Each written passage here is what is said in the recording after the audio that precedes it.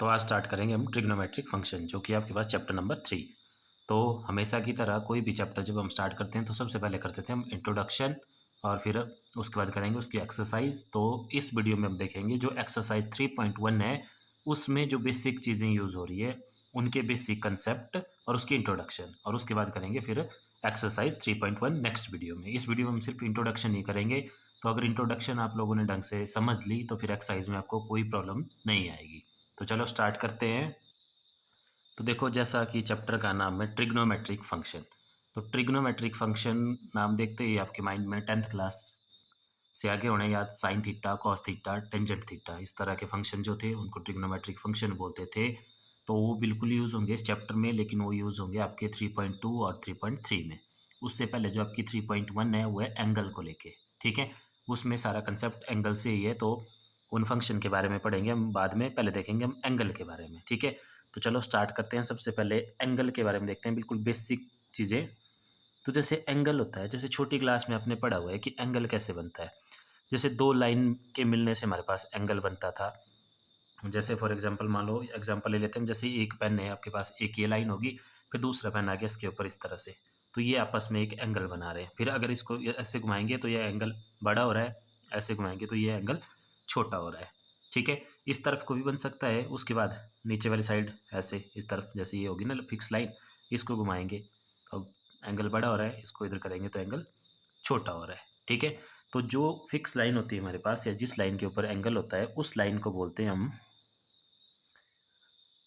Base line या initial line.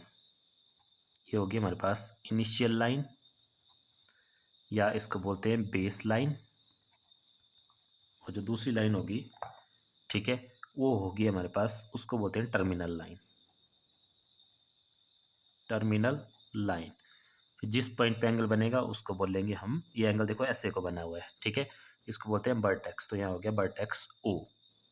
अब एक कंडीशन ये है, दूसरी कंडीशन मैंने बनाई कि बताइए आपको कि मान लो अगर बेस लाइन ऐसे फिक्स है, अब वो नीचे वाली लाइन एंगल बना रही है, जो नीचे वाली साइड को इस तरह से, ठीक है, वो मूव कर रही है आपके पास इस तरह से। तो यहाँ पे टर्मिनल लाइन होगी ये वाली, ये होगी आपके पास टर्मिनल लाइन, और ये होगी बेस लाइन,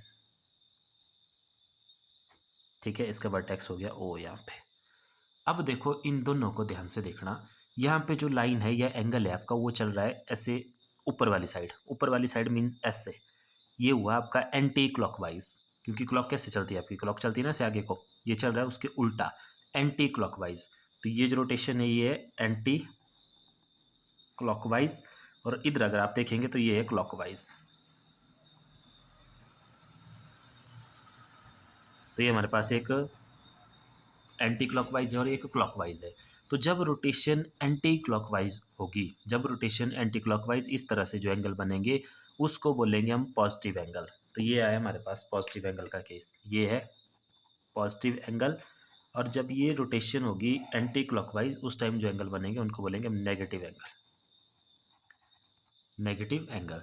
देखो इसको एक और एग्जांपल से समझते हैं बिल्कुल शॉर्ट में। जैसे मान लो अब हमारे पास दो लाइंस है इस तरह से, एक लाइन ये है और दूसरी लाइन इस तरह से है, ठीक है। अब ये मान ली हमने बेस लाइन, और ये आपकी टर्मिनल लाइन है, टर्मिनल लाइन।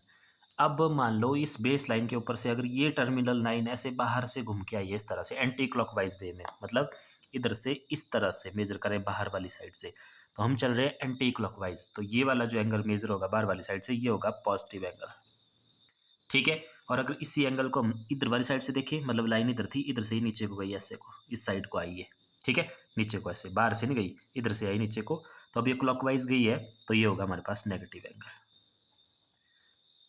क्लियर हो गया। तो ये हो गया नेगेटिव और पॉजिटिव एंगल का कंसेप्ट, ठीक है। अब देखते हैं इसकी वैल्यू। जैसे वैल्यू आप लोगों ने पढ़ी हुई है कि 90 डिग्री का एंगल कैसे बनता है, जैसे छोटी क्लास में पढ़ा ना इस तरह से, ये आपके पास 90 डिग्री का एंगल होता है। फिर उसके बाद एक आपके पास स्ट्रेट एंगल होता था इस तरह से, ये 180 डिग्री जिसको बोलते हैं, और कंप्लीट सर्कल का एंगल 360 डिग्री होता है। तो वही वाला कंसेप्ट है, इसमें थोड़ा डिटेल में पढ़ेंगे। तो देखो क्या है बोला हुआ है इसमें। तो जैसे हमारे पास मान लो जिस भी मैथमेटिशियन ने एंगल का कंसेप्ट दिया, उसने सबसे पहले सर्कल सेलेक्ट किया, ठीक है। ऐसे सर्कल पे को लेके एंगल दिए ना, जैसे बोलते हैं ना कि एक कंप्लीट एंगल, मतलब सर्कल का कंप्लीट एंगल होता है 360 डिग्री। तो वही वाला कंसेप्ट है कि वो आया कहाँ से सबसे पहले। तो देखो सबसे पहले मैथमेटिशियन ने क्या किया, इस तरह का कोई सर्कल लिया, फिर इस सर्कल के इस तरह से, ठीक है, इक्वल पार्ट्स, जैसे ये कितने हुए, ये हुए 4 इक्वल पार्ट हमारे पास, ठीक है। इस तरह से उसने कितने पार्ट्स किए, ध्यान से सुनना, इस तरह से उसने किए इसके 360 इक्वल पार्ट्स, ठीक है। 360 इक्वल पार्ट्स किए, उसके लिए लाइनें लगाई उसने कितनी, 180, क्योंकि एक लाइन से 2 पार्ट्स बनते हैं, ठीक है। तो 180 लाइन्स लगाई, फिर 360 इक्वल पार्ट्स किए, फिर जो एक छोटा पार्ट था उस छोटे पार्ट की वजह से जो एंगल वो बन रहा था एक सिंगल पार्ट की वजह से, उसको दिया उसने नाम 1 डिग्री का, कि वो 1 डिग्री का एंगल है, ठीक है। तो वो पूरे सर्कल के लिए लाइंस आई थी 360, तो इसलिए उसने बोला कि जो पूरे सर्कल का एंगल होता है हमारे पास वो होता है 360 डिग्री, डिग्री में 360 डिग्री, ठीक है। यहाँ से आया था डिग्री का कंसेप्ट। फिर देखो आगे इसमें और पार्ट्स। अब जैसे मान लो एक सर्कल के किए, जैसे बड़ा सर्कल है उसके 360 इक्वल पार्ट्स किए, फिर जो हर एक छोटा पार्ट था वो था आपके पास 1 डिग्री का। अब जो 1 डिग्री का जो छोटा पार्ट था 1 डिग्री का, उसको भी उसने आगे डिवाइड किया, तो उसके भी आगे उसने 60 और छोटे छोटे पार्ट किए, तो 60 और छोटे छोटे पार्ट किए, और उन पार्ट्स को नाम दिया उसने मिनट का, जो डिग्री के पार्ट किए, ठीक है। जैसे डिग्री को किस में डिवाइड किया उसने, मिनट में, डिग्री को और आगे तोड़ दिया मिनट में, उनको नाम दिया मिनट का, और 1 डिग्री के किए 60 पार्ट्स, तो 1 डिग्री को बोलेंगे हम 60 मिनट के इक्वल। अब देखो ये जो मिनट और सेकंड का यहाँ पे कंसेप्ट है, इसमें आपने वो पुरानी छोटी क्लासों वाले कंसेप्ट से नहीं जोड़ना, जो क्लॉक वाला था वो अलग चीज़ है, ये वाले मिनट और सेकंड अलग चीज़ है। यहाँ पे जो मिनट रिप्रेजेंट करती है वो क्या रिप्रेजेंट करती है, कि 1 डिग्री के 60 पार्ट्स किए गए, फिर जो एक छोटा सा पार्ट था उसको बोला गया मिनट, ठीक है। फिर वहीं पे नहीं रुके हो, उन्होंने क्या किया, जो एक मिनट आया था हमारे पास, मिनट को लिखते हैं इस साइन से, 1 degree is equal to 60 minute, ये फॉर्मूला आपने याद रखना है, ये बहुत यूज़ होगा आगे एक्सरसाइज में। फिर आगे जो एक बहुत छोटा सा पार्ट आया, जैसे डिग्री का क्या हुआ 60 मिनट, फिर जो 1 मिनट था एक छोटा सा पार्ट, उसको भी उन्होंने अदर फर्दर और आगे 60 पार्ट्स में डिवाइड किया, और वो छोटे पार्ट थे आपके पास, उनको नाम दिए गए सेकेंड, तो उसको लिखते हैं ऐसे डबल डैश से, 1 minute is equal to 60 second, ठीक है। तो पूरे सर्कल का एंगल हो गया 360 डिग्री। फिर जो 1 डिग्री एक छोटा सा एंगल होता है, उसमें होते हैं आपके पास कितने 60 मिनट, और फिर जो 1 मिनट है उसमें होते हैं आपके पास 60 सेकेंड, ठीक है।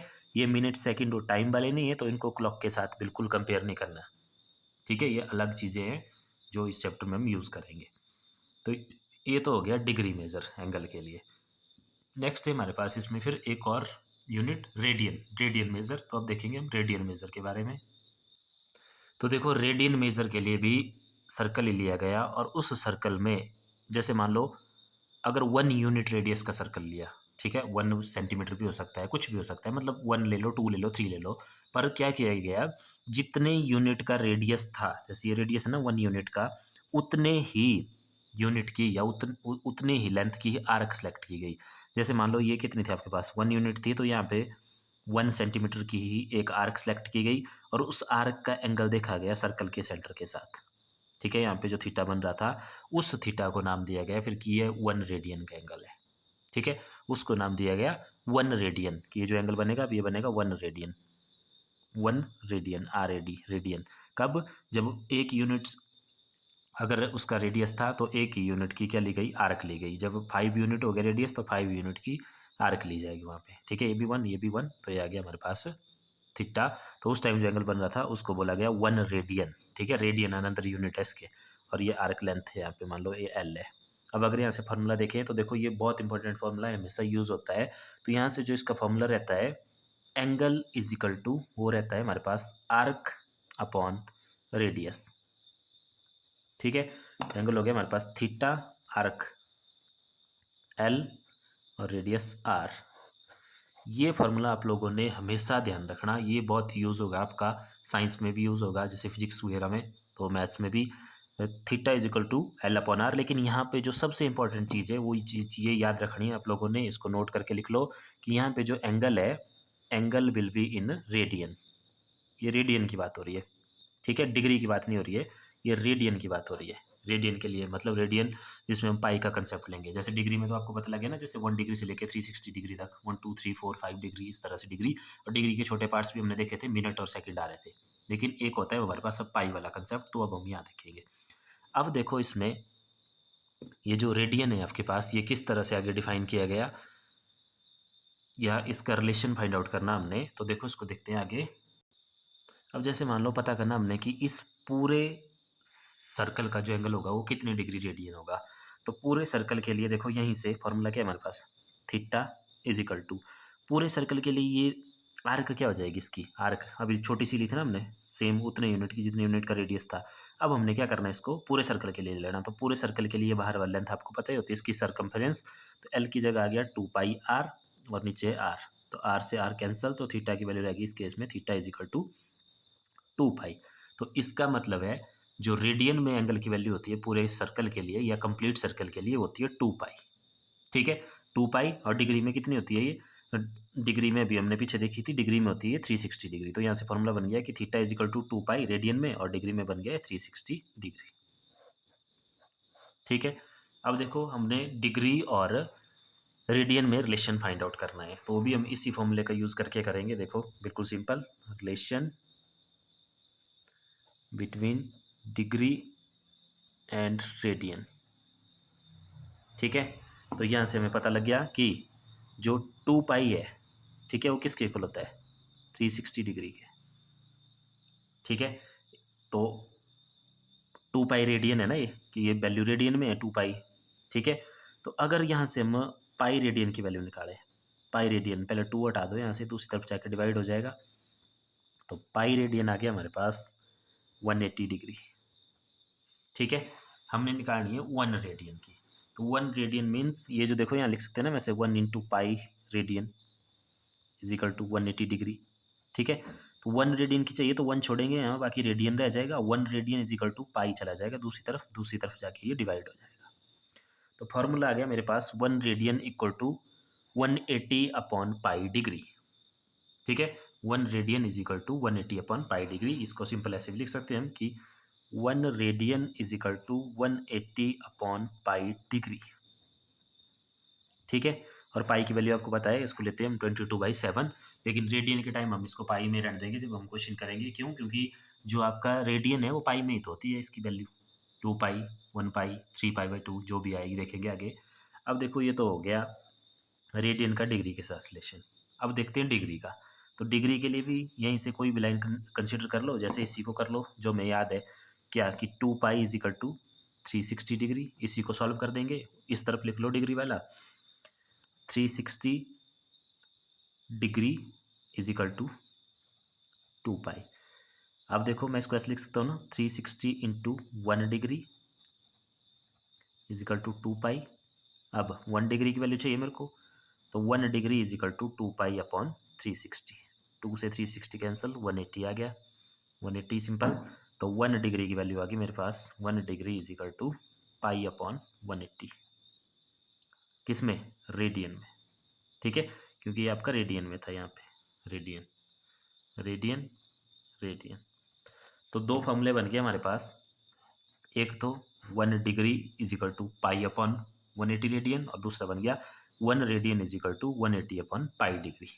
ठीक है, तो जब हमने रेडियन में कन्वर्ट करना होगा तो क्या करेंगे हम, डिग्री को जब रेडियन में कन्वर्ट करना होगा तो पाई बाई 180 से मल्टीप्लाई करेंगे उसको, और जब हमने रेडियन को डिग्री में कन्वर्ट करना होगा तो 180 अपॉन पाई से मल्टीप्लाई करेंगे और डिग्री में कन्वर्ट हो जाएगा। ठीक है, तो ये था इसमें कुछ बेसिक कंसेप्ट इसके। जो एक्सरसाइज आपकी 3.1 है उसमें बस ये कन्वर्जन ही है, तो इसी से हमारी एक्सरसाइज हो जाएगी। तो इस वीडियो में इतना ही, बाकी देखेंगे हम नेक्स्ट वीडियो में क्वेश्चन। तो बाकी जो आपके ट्रिग्नोमेट्रिक फंक्शन है साइन कॉस, वो आपके 3.2 से स्टार्ट हो रहे हैं, तो उनको देखेंगे हम बाद में। क्लियर है, तो आपने देखो ये दो फार्मूले याद रखने हैं यहाँ से, 1 radian is equal to 180 pi upon 180 upon pi degree, और 1 degree is equal to pi upon 180 radian. और एक अभी हमने पीछे देखा था, वो भी आपके डिग्री में यूज़ होता था कि 1 degree is equal to 60 minute and 1 minute is equal to 60 second. ये दोनों भी आपके यूज़ होंगे। और एक कॉमन सी और बात है, देखो जब आपका एंगल रेडियन में दिया होगा तो वो पाई में चल पड़ेगा। जैसे मान लो ऐसे वैल्यू लिखी ना 2 पाई रेडियन में चल पड़ेगा। लेकिन जब डिग्री में वैल्यू चाहिए होगी हमें, तो तब डिग्री में उसकी वैल्यू ऐसे आनी चाहिए जैसे 60 डिग्री या 70 डिग्री, या जो उसके पार्ट्स बचेंगे फिर उस सेकंड के बाद डिग्री के पार्ट्स क्या होते हैं, मिनट। जैसे मान लो 60 डिग्री से बड़ा है एंगल थोड़ा सा, लेकिन 71 नहीं है वो, तो फिर आएगा वो मिनट में। तो जैसे मान लो उसमें 3 मिनट आ रहे हैं, फिर मान लो मिनट्स में भी थोड़ा सा और बड़ा उसका पार्ट कुछ रह गया, तो फिर मिनट के छोटे पार्ट है सेकंड, तो फिर हम उनको सेकंड में लिखेंगे। जैसे मान लो फिर उसमें 5 सेकंड है, इस तरह से। ये जब हम क्वेश्चन करेंगे तो तब आपको चीज़ें क्लियर होगी। मेनली इसमें यही था, आपके पास 3 फॉर्मूले। एक हमने देखा कि 1 रेडियन इक्वल टू 180/पाई डिग्री, और दूसरा 1 डिग्री इज इक्वल टू पाई/180 रेडियन, और एक 1 degree is equal to 60 minute and 1 minute is equal to 60 second. तो इस वीडियो में इतना ही, बाकी देखेंगे हम नेक्स्ट वीडियो में। Thank you.